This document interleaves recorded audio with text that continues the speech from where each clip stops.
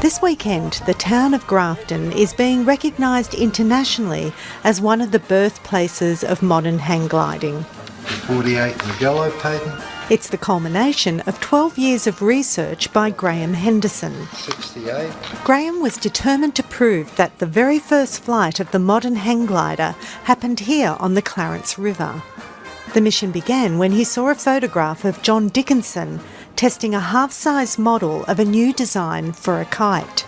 He wanted to build a flat kite, and what he came up with, just accidentally in a whole string of little inspirations, became the template for tens of thousands of hang gliders around the world. The first flight was on September 8th, 1963, and it took 3 men passionate about water skiing to make it happen. Paul Green is the president of the Hang Gliding Federation of Australia. All of them were critical. John's design was absolutely critical, and that's the starting point. The courage of Rod Fuller to hop in this thing where no precedent had been set to say, I'm going to do this and have a go. He must have had some trepidation, you would think, but it had to be controlled by the man driving the boat on the ground, Pat Crowe. Pat Crowe, now in his 80s, was regarded as one of the best boat drivers in Grafton's water skiing club, who had a bit of a reputation for performing stunts. They'd seen photos of water ski kites and decided to give this a go for their next trick. But Ken Dickenson set out to design more than just a kite.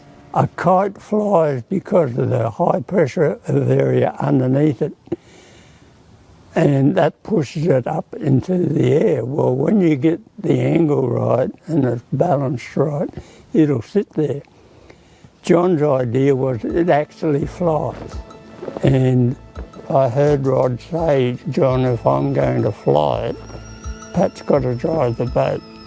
When it left the water, it just climbed up to the top of its 140-footer rope and sat there. But this thing, because it flies, it just went bang.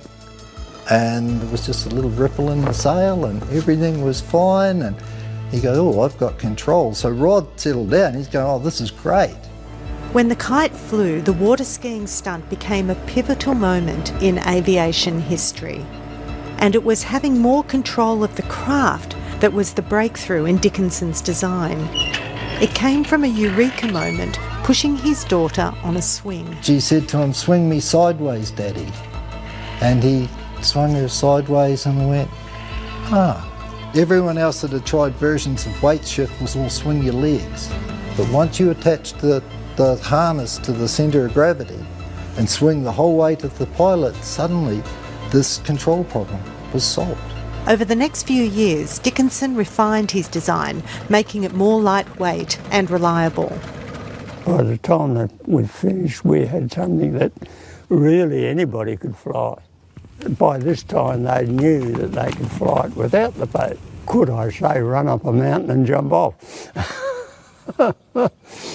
Today, Pat Crowe is being celebrated by the Fédération Aéronautique Internationale for his role in making modern hang gliding history. The person that had the control of that moment was the boat driver.